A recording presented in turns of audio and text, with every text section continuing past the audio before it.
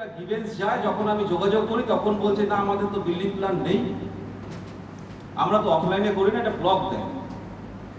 কিন্তু ওনার লগইনে দেখা যাচ্ছে 8 থেকে 10টা বিল্ডিং প্ল্যান অ্যাপ্রুভালের জন্য পাবলিক চেয়ে বসে আছে। এই জায়গাতে একটুখানি নজর রাখতে হবে যে বিল্ডিং প্ল্যানের অ্যাপ্রুভালটা আপনাদের কিন্তু দিতে হবে। অর্থাৎ বিল্ডিং প্ল্যানের ক্ষেত্রে আরেকটু আপনাকে অ্যাপ্রুভাল চাচ্ছে, সেই অ্যাপ্রুভালটা আপনার কাছে নাও থাকতে পারে, পঞ্চায়েত সমিতির কাছে যেতে পারে, জেলা পরিষদের কাছে যেতে পারে। যেই লগইনে যাবে সেই লগইন থেকে অ্যাপ্রুভাল দিতে হবে। কারণ বিল্ডিং প্ল্যান হচ্ছে হাইট এবং লেন্থের উপর ডিপেন্ড করবে, পঞ্চায়েতে থাকবে না পঞ্চায়েত সমিতিতে থাকবে না গ্রাম পঞ্চায়েত। শুরু করবেন প্রথমেই কিন্তু শুরু করবেন পাড়া বৈঠক। এখন যেরকম একটা রিল্যাক্সেশন দিয়েছে যে নতুন পোর্টাল নেমেছে তার জন্য, এটা কিন্তু লক হয়ে যেতে পারে।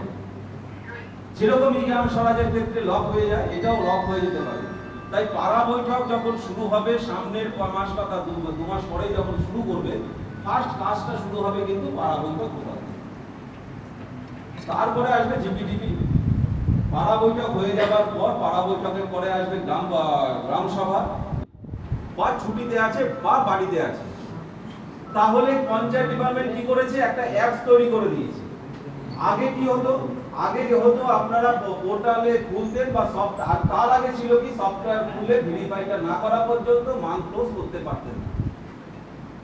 সেক্ষেত্রে যদি কেউ বাড়িতে থাকেন বা পঞ্চায়েতে না এসে থাকে, পোর্টালের মাধ্যমে তো লগ ইন করে করতেই পারবে। যদি বাইরে থাকে, আমরা শুনেছি অনেক সময় আগে শুনেছিলাম যে করে কাজ চলছে,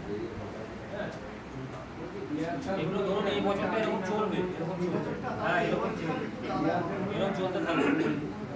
সেটা নিশ্চয়ই বছরের শেষে একটা এক্সাম নিশ্চয়ই অপশন দেবে।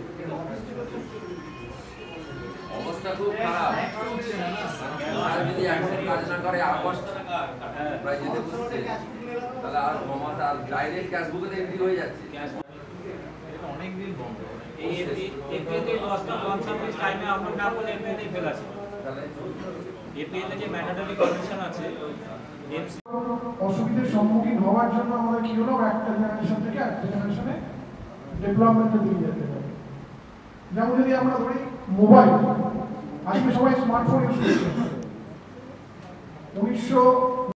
প্রত্যেকটা কাজে আমাদের এন্ট্রি দেখাতে হয় যে সে কাজটা কত পর্যন্ত হলো, এবং এখানেও 3টে করে ছবি আমাদের তুলতে হয়। কোথায় তুলতে হয়, এটা হচ্ছে আপনাদের মোবাইল অ্যাপসের মধ্যে তুলতে হয়।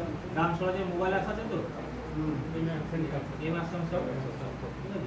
সেইখানে তুলতে হয়। ওখানে তুললে পরে এটা অটোমেটিক এখানে পোর্টালের মধ্যে চলে আসে, ঠিক আছে, মানে হিট করে।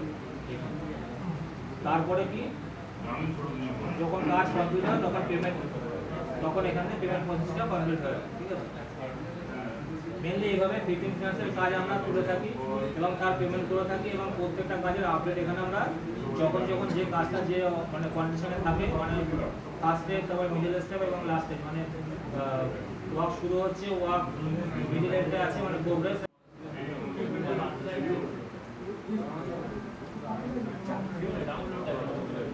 লিংক করা হবে না, এই ডবল করে কর্মচারী না, এগুলো লিংক করা হয়নি ক্লাসের সাথে। আটটা সাইট যখন তৈরি করছে তখন চিন্তা ভাবনা একরকম, পরবর্তীকালে আমরা ওর সঙ্গে লিঙ্ক করা আপডেট করতে হবে পঞ্চায়েতের লোক। আমার তো কথা পোস্টিং করে একটা পেমেন্ট, একটা কাজকে আমাদের সাইট বাড়লে সাইডে কাজ কমে যাওয়ার কথা, আমাদের কাজ বেড়ে যাচ্ছে।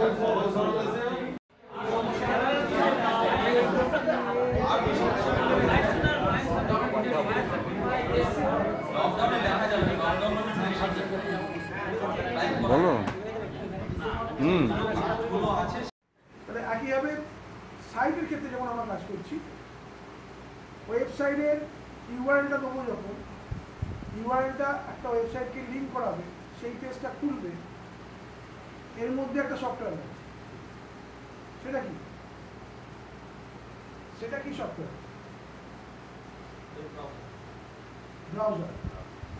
কারণ ব্রাউজার একটা সফটওয়্যার, যে সফটওয়্যার আমার ওয়েবসাইটের ওয়েব পেজে খোলার জন্য আমাকে সাহায্য করবে। 2-4টা ওয়েব ব্রাউজারের নাম, নম্বরে সেই 5 নম্বর রসিদ দিতেও সেই টাকাটা আপনারা কিন্তু ট্যাক্স কালেক্টর সেই ট্যাক্সের কমিশন কিন্তু না পাওয়ার কথা নয়। যারা ট্যাক্সের কমিশন দিয়েছে ভুল করেছে।